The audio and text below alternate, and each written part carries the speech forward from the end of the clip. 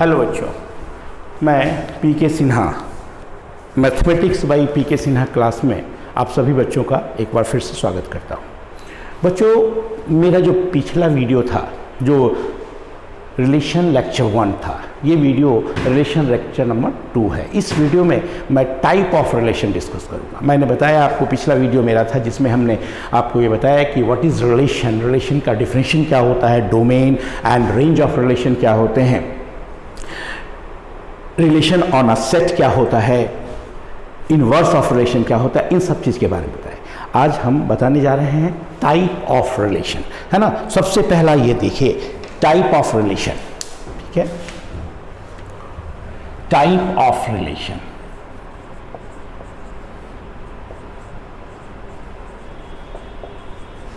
Type of relation में सबसे पहला रिलेशन जो हम यहां डिस्कस करेंगे वो है वॉइड रिलेशन, जिसे हम इम्पॉसिबल रिलेशन कहते हैं। इम्पॉसिबल रिलेशन, ठीक है। अब ये किस तरह का रिलेशन होता है, इसको आप समझेंगे। देखिए, ये पता है हमें कि नल सेट हर सेट का सबसेट होता है, तो इसका मतलब ये हुआ कि नल सेट निश्चित रूप से ए क्रॉस ए का भी सबसेट होगा। जैसे देखिए, we know that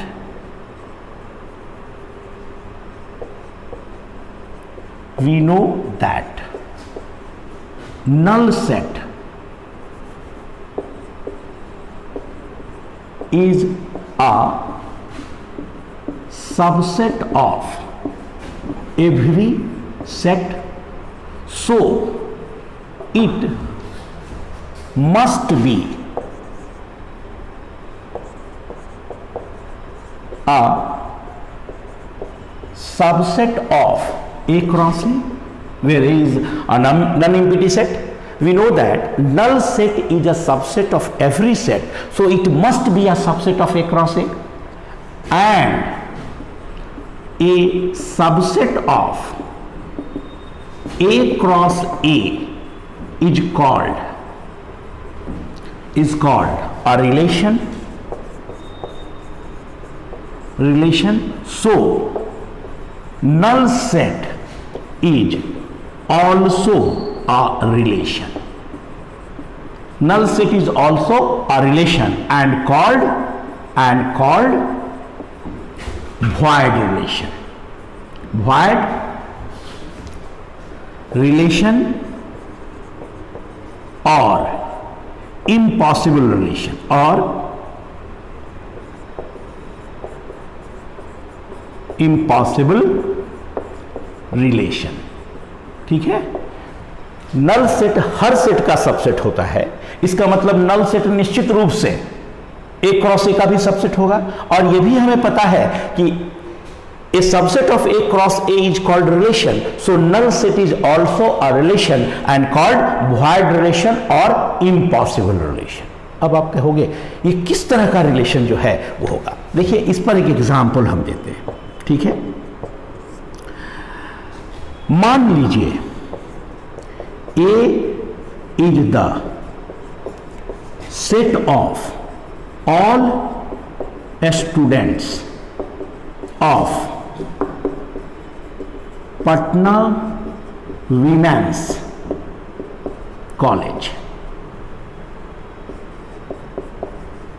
Patna women's college के जितने भी स्टूडेंट हैं उनके सेट को हमने ए कहा। And let R is a relation on set A defined as follows। और R एक रिलेशन है जो सेट A पर डिफाइन किया हुआ है। फॉलो कैसे किया हुआ है? R whose element is x y such that x is brother of y and x comma y belongs to A। अब यह बताइए, पटना विमेंस कॉलेज के दो स्टूडेंट्स का पेयर लेना है जो एक दूसरे से ब्रदर के रिलेशन से रिलेटेड है। Is it possible? Two students of Patna Women's College are brother to each other? No, not possible because all students of Patna Women's College are female and one female is brother of other female is not possible. इसका मतलब हम क्या बोलेंगे, R बराबर क्या होगा, phi, impossible, यानी कि कहा जाएगा R phi है, so R is a void relation. R जो हो गया वो कैसा हो गया, void relation हो गया, ठीक है, R is a void relation. समझ में आ रहा बात, यानी हम ये कह दें कि एक ऐसा रिलेशन जो कि जिसमें एक भी एलिमेंट नहीं हो, है ना, बिकॉज नल सेट जो हो वो हर सेट का सबसेट होता है, तो नल सेट ए क्रॉस ए का सबसेट होगा, और चूंकि ए क्रॉस ए का सबसेट जो होता है उसे हम रिलेशन बोलते हैं, इसका मतलब नल सेट भी एक रिलेशन हुआ और उसे ही हम कहते हैं वॉइड रिलेशन या इम्पॉसिबल रिलेशन. एग्जाम्पल में हमने आपको बताया कि if A is the set of all students of Patna women's college, women's college के स्टूडेंट्स के सेट को ए बोला गया, और आर एक रिलेशन है जो सेट ए पर डिफाइंड है, और आर में जो एलिमेंट है वो कौन है, एक्स वाई, और एक्स और वाई में क्या रिलेशन है, X is brother of Y, X Y belongs to A, यानी X and Y are students of Patna women's college and X is brother of Y. ये पॉसिबल है तो क्या बोलेंगे, impossible, because all students of a women's college are female and one female is not brother of other female. So R बराबर होगा phi, यानी हम कह सकते हैं so R is a void relation और इम्पॉसिबल रिलेशन. क्लियर हो गया ये. अभी देखिए यहां इसके बाद एक और एग्जाम्पल हम दे रहे हैं, है ना. देखिए वॉइड रिलेशन और इम्पॉसिबल रिलेशन का एक सेकेंड एग्जाम्पल. मान लीजिए A is a set whose element is 1, 2, 3, 4 and R is a relation on set A defined as follows. R whose element is xy such that modulus of x minus y is less than 0 and x y belong कर रहा है A में. यानी set A के जो दो element हैं उनके मॉडल्स का एब्सोल्यूट वैल्यू जो होगा वह 0 से कम होगा, नेगेटिव होगा. हम यहां कह सकते हैं स्पष्टतः क्लियरली I बराबर क्या होगा, phi, because absolute value of difference of two real number या two natural number never be negative, क्योंकि मॉडुलस लिया हुआ है. तो मॉडुलस अब मान लीजिए आप 1 - 2 लेते हैं, तो 1 - 2 बराबर होता है मॉड बराबर -1 का मॉड यानी +1 पॉजिटिव होगा. यानी ये आप कह सकते हो नेवर लेस देन 0. अगर 1 - 1 का मॉड लेते हो तो ये 0 हो गया. इसका मतलब क्या हो गया, ये 0 जो है नेवर लेस देन 0, इसलिए हम R को कहते हैं फाई. यहां पर लिखा जाएगा सो R is a void relation. R जो हो गया वो कैसा रिलेशन हो गया, वॉइड रिलेशन. टाइप ऑपरेशन में पहला रिलेशन हमने देखा वॉइड रिलेशन, राइट. चलिए अब हम दूसरे रिलेशन की ओर बढ़ते हैं. दो एग्जांपल हमने वॉइड रिलेशन का दिया यहां, अब दूसरा आप देखिए. यहां दूसरा रिलेशन जो है वो है यूनिवर्सल रिलेशन. यूनिवर्सल रिलेशन, ठीक है. अब देखिए यूनिवर्सल रिलेशन के बारे में क्या लिखेंगे. हम लोग जानते हैं, we know that every set is a subset of itself. Every set is a subset of itself. Her set अपना सबसेट खुद होता है. So A cross A will also be a subset of A cross A.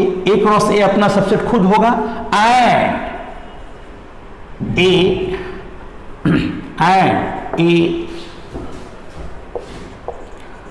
subset of A cross A is called relation. A subset of A cross A is called relation. So A cross A is also a relation, A cross A खुद भी एक relation होगा, and called universal relation. A cross A खुद भी एक relation है और उसको हम लोग कहते हैं यूनिवर्सल रिलेशन। अब लेट अस एक एग्जांपल देखिए, एग्जांपल में आप देखिएगा, मान लीजिए let A is a set whose element is 1 2 3 and 4, ठीक है, and R is a relation on set A defined as follows, है ना, R whose element is x comma y such that modulus of x minus y either greater than or equal to 0 x y belongs to set A, है ना। तो दिखेंगे यहाँ पे clearly स्पष्टतः R में जो आएगा वो आएगा 1 comma 1 बिकॉज 1 minus 1 0, है ना। फिर देखिए 1 comma 2 बिकॉज 1 minus 2 minus 1 का absolute value greater than 0, 1 comma 3 1 comma 4 देखिए इसके बाद 1 comma 2 1 2 2 2 3 2 4 3 1 3 2 3 3 3 2 हो गया, है ना। फिर देखिए यहां पे 3 3 3 4 4 1 4 2 4 3 एंड 4 4, पूरा का पूरा आ गया, है ना। यानी इनफैक्ट यहां पर देखिएगा R जो है वो क्या है, A क्रॉस A के बराबर हुआ। यहां पे लिखेंगे सो R इज एन क्या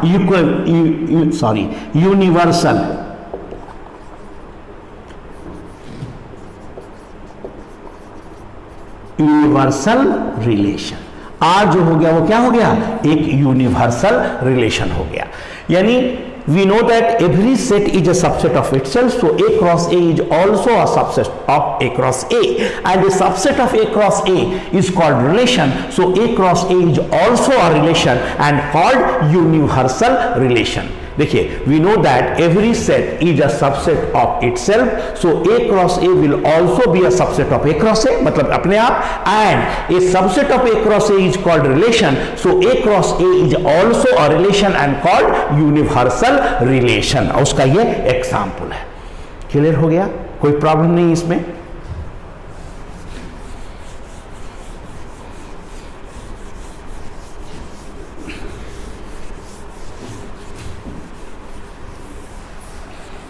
अब देखिए तीसरा नंबर का रिलेशन जो है वो क्या है, रिलेशन तीसरा नंबर जिसको हम कहते हैं आइडेंटिटी रिलेशन, है ना। सबसे पहले हम इसकी डिफिनेशन को समझ लें कि आइडेंटिटी रिलेशन क्या होता है। देखिए a relation on a set A is called an identity relation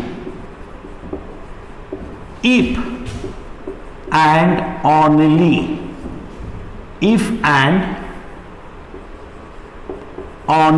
if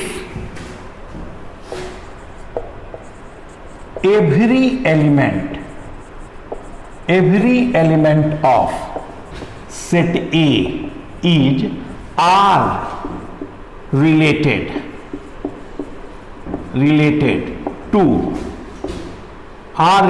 to itself only, है ना। समझना है यहां पे a relation R on a set, a relation R on a set A is called an identity relation if and only if every element of set A is R related to itself only। Clear है। चौथा type का relation हम लिख रहे हैं जिसको कहा जाएगा रिफ्लेक्सिव रिलेशन, है ना। आप सोच रहे होंगे सर आइडेंटिटी रिलेशन का कोई एग्जाम्पल नहीं दिया। मैं भूला नहीं हूं, आइडेंटिटी रिलेशन का भी एग्जाम्पल दूंगा, लेकिन हम आइडेंटिटी रिलेशन और रिफ्लेक्सिव रिलेशन को एक बार देखें क्या होता है, उसके बाद हम इसके एग्जाम्पल पर बात करेंगे। आइडेंटिटी रिलेशन के बारे में बोला गया कि a relation A on a set A is said to be या is called an identity relation if and only if every element of set A is R related to itself only। Reflexive relation का definition देखिए, a relation R on a set A is said to be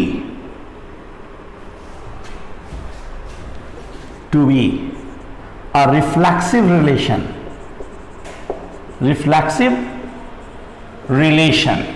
if and only if every element of set A is R related to itself।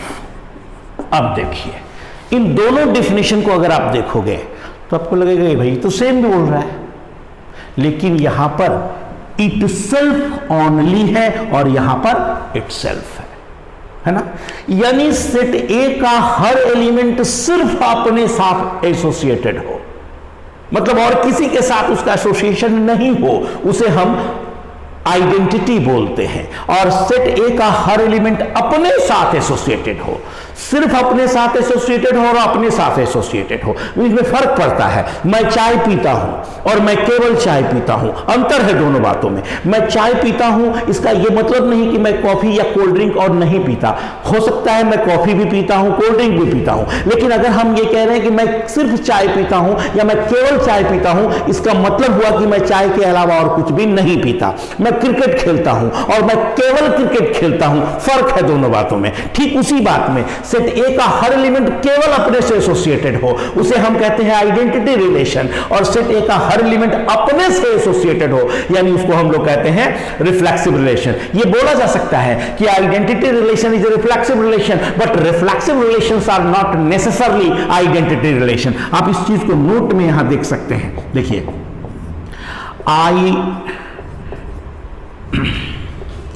identity relation is also reflexive relation. Identity relation is also reflexive relation, but reflexive relations are not necessarily identity relation।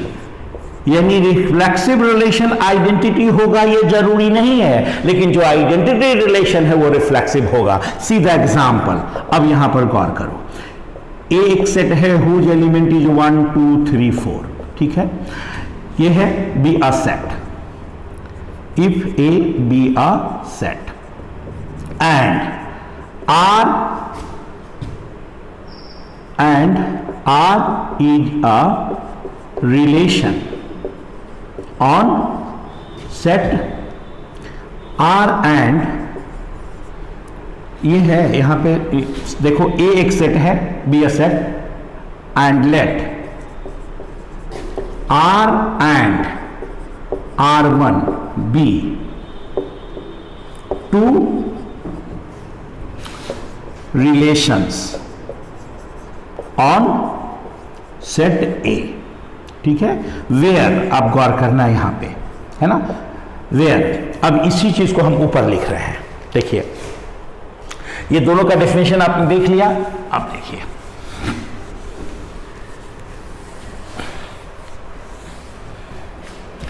एक set है, R और R1 दो है, relation on set ए है, ठीक है।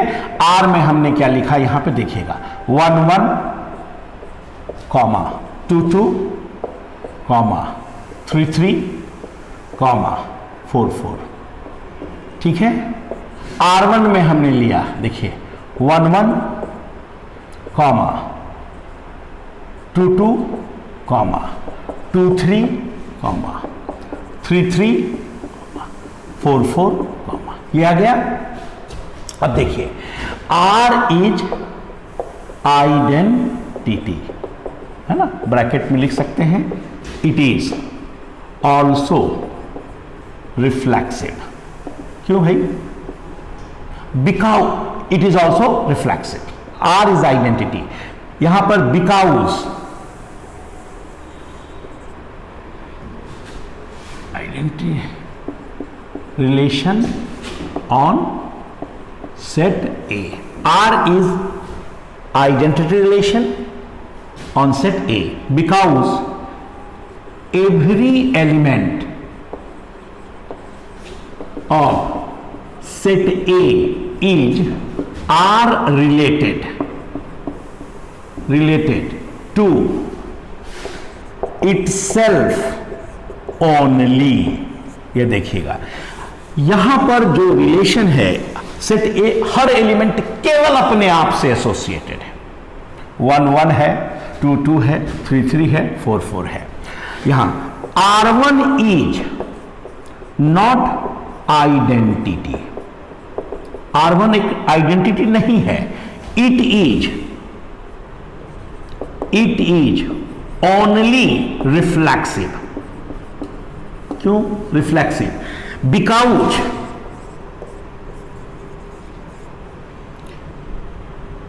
every element of set A is R1 related to itself, है ना। यहां itself only नहीं बोल सकते हो, क्यों भाई? क्योंकि 1 1 है, 2 2 है, 3 3 है, 4 4 है ना। यहां itself only in R1 2 3 belongs। क्यों ऐसा हो गया?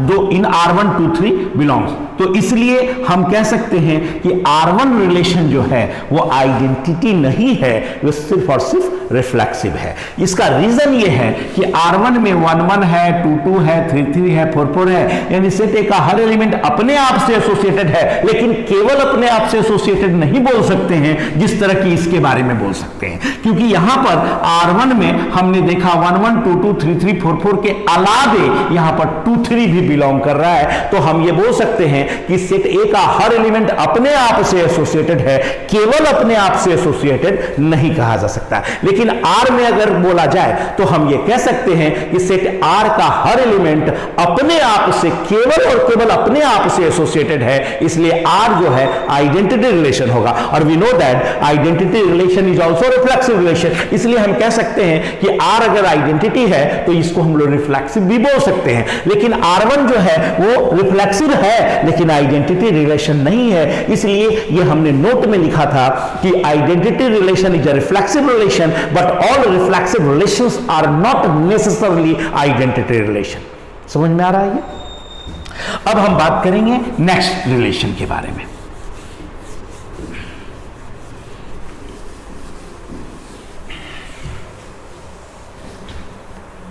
देखिए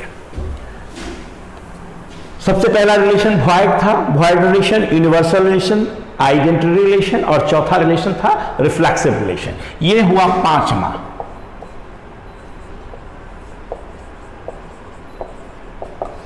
सिमेट्रिक रिलेशन। सिमेट्रिक रिलेशन देखिए ये क्या है?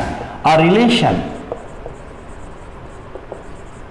Are on a set A is said to be a symmetric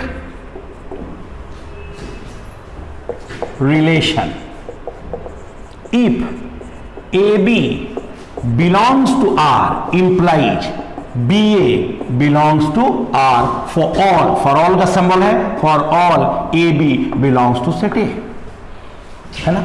कहने का क्या मतलब हुआ? That is if A R related B implies B R related A, then relation R is called a symmetric relation. इसे symmetric relation कह सकते हैं, है ना. एग्जाम्पल में आप समझिए, देखिए एकदम सिंपल एग्जाम्पल बता रहे हैं. देखिए, Ram was brother of Lakshman. Ram was brother of Lakshman implies Lakshman was brother of Ram, है ना. यानी जिस रिलेशन से राम लक्ष्मण से रिलेटेड है उसी रिलेशन से लक्ष्मण राम से रिलेटेड है, इसलिए कहा जाएगा so relation was brother of is a symmetric relation. Was brother of जो हो गया वो क्या हो गया, सिमेट्रिक रिलेशन हुआ. यानी सिमेट्रिक रिलेशन का मतलब होता है कि if A is R related B and B is R related A, then we can say that relation is a symmetric relation. एक एग्जाम्पल दिया, एक और एग्जाम्पल हम देकर बता रहे हैं, इसको नोट कर लेंगे आप.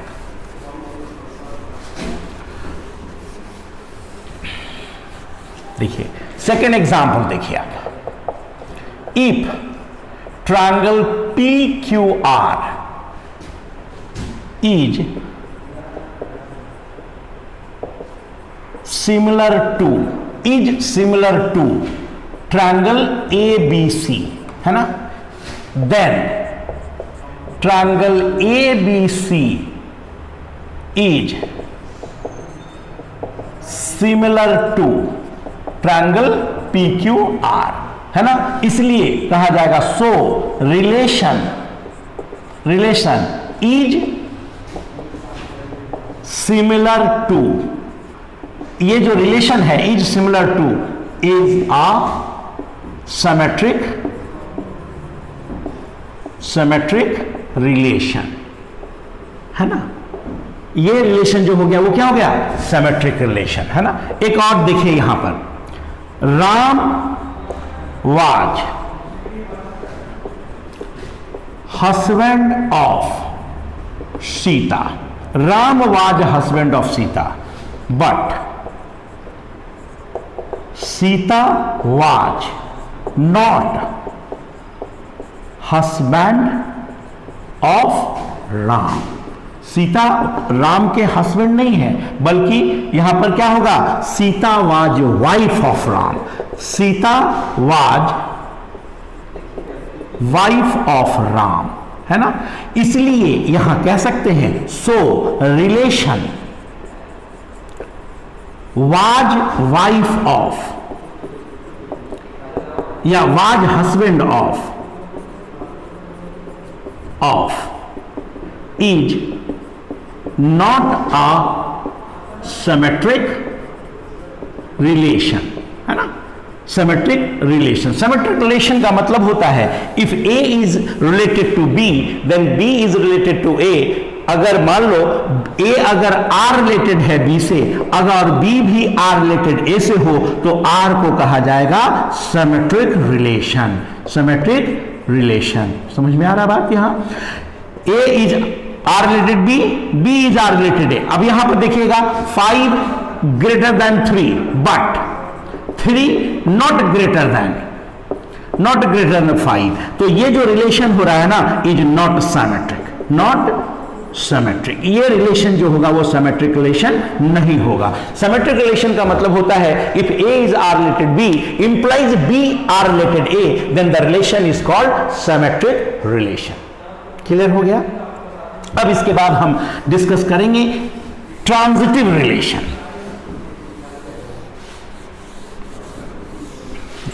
छठा टाइप का रिलेशन हो जाएगा जिसको हम कहते हैं ट्रांजिटिव रिलेशन.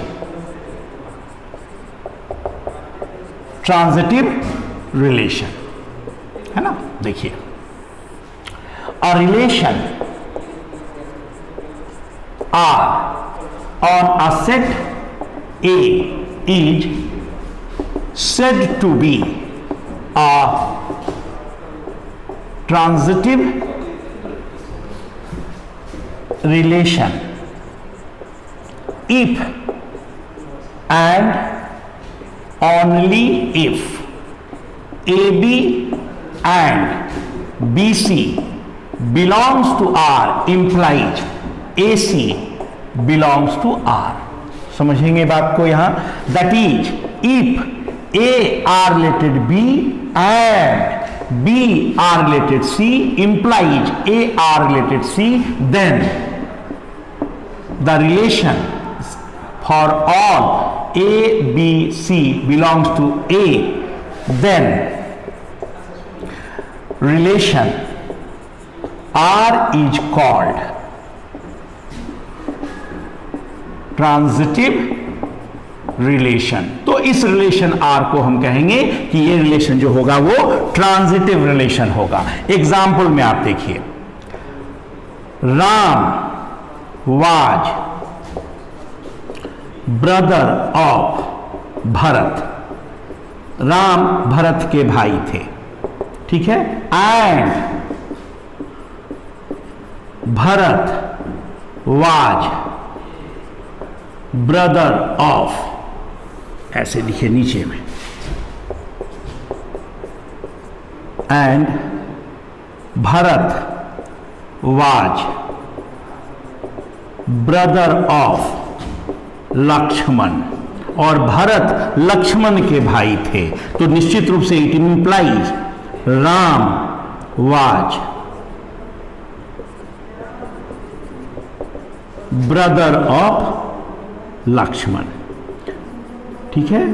तो यहां पर क्या कहा जाएगा, here relation was brother of is a transitive relation, is a transitive relation. ये हुआ है ना. और भी देखें इसके एग्जाम्पल्स में. देखिए सेकेंड एग्जाम्पल में देखिए, if line A B is parallel to, is parallel to, एक रिलेशन है line C D, and if line CD is parallel to line EF, है ना, then line AB is parallel to line EF. अब देखिए यहां पे AB line CD के parallel है. ये देखिए यहां पे ये लाइन AB है जो कि लाइन CD के पैरेलल है, ठीक है. और लाइन CD जो है वो लाइन EF के पैरेलल है ना. तो इसका मतलब है लाइन AB और EF जो होगा वो पैरेलल होगा, इसलिए कहते हैं so relation is parallel to is a transitive relation. समझ में आ रहा है, ये ट्रांजिटिव रिलेशन है ना. अब यहां पर यह समझना है कि ट्रांजिटिव रिलेशन में A B R related A R related B R related C implies A R related C, then relation R is called transitive relation. अब देखिए यहां पे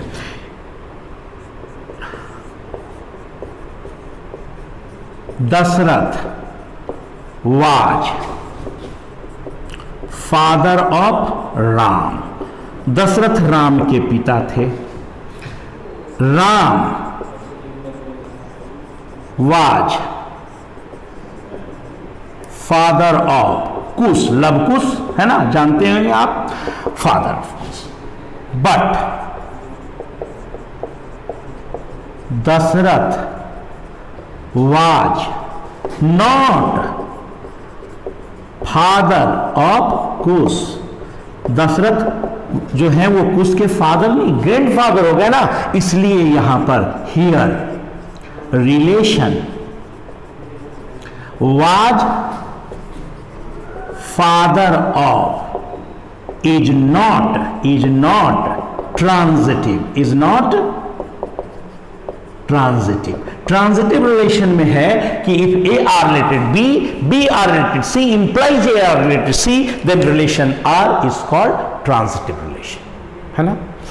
अब इनके बाद एक और डेफिनेशन होता है, another definition of transitive relation. ठीक है, आज का ये वीडियो यहीं तक।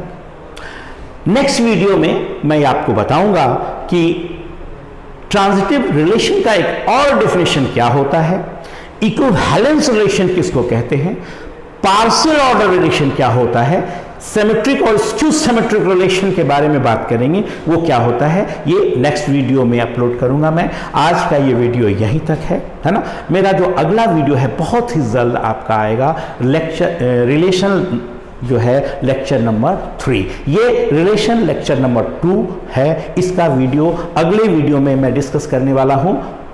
Another definition of transitive relation, equivalence relation, partial order relation, skew symmetric या एंटी सिमेट्रिक रिलेशन और कुछ एग्जांपल्स, कुछ प्रॉब्लम्स। ठीक है, रिलेशन टॉपिक समाप्त होने के बाद, उसके प्रॉब्लम्स को करने के बाद मेरा जो वीडियो होगा वो 12th स्टूडेंट्स के लिए और साथ साथ कम्पिटिटिव एग्जामिनेशन का जो प्रिपरेशन कर रहे हैं, इंजीनियरिंग एंट्रेंस एग्जामिनेशन का जो प्रिपरेशन कर रहे हैं, उनके लिए भी प्रोबेबिलिटी का वीडियो मैं अपलोड करूंगा। प्रोबेबिलिटी वेक्टर 3 डायमेंशन की वीडियोस अपलोड करने के बाद मैं फंक्शन और उसके बाद डिफरेंशिएशन वगैरह का वीडियो, तब तक के लिए बाय, फिर नेक्स्ट वीडियो में मिलते हैं। ओके।